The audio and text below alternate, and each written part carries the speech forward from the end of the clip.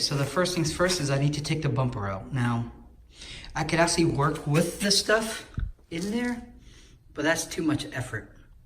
Versus if I take out the bumper, it's so much easier to install the stuff, okay? So that's what I'm gonna do. Okay, so the next problem I have is, of course, the bumper grill. This was missing.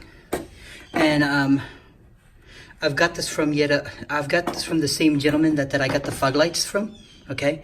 The only gotcha for me is that there used to be these little sticky thingies that sticks out, that goes right into these holes. Likewise, there should be a second set down here, but as you can see, it's all been rubbed off. So what I need to do is I need to figure out a way to mount this, okay? And the only way I can foresee it working, if I were to line this up, the only way I can foresee this working is you see these little tabs right here? I would have to screw down, okay, in order for this not to go anywhere.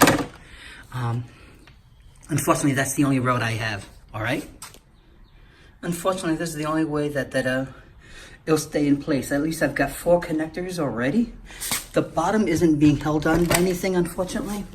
But the good news is, and the sucky part, is if you take a look underneath, you see the screws sticking out. What I could do is turn it the other way and screw up.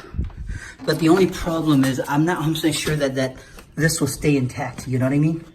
So this is my best route for now. I'll probably make it a little bit cleaner, but at least it's better than having a giant hole. So, as you can see, I now have a grill underneath. I've got fog lights underneath, okay? And there you have it. Everything is put back in place. So as you can see, my car from the front looks much better than having that hole and having the 2 holes there. Okay? That's it.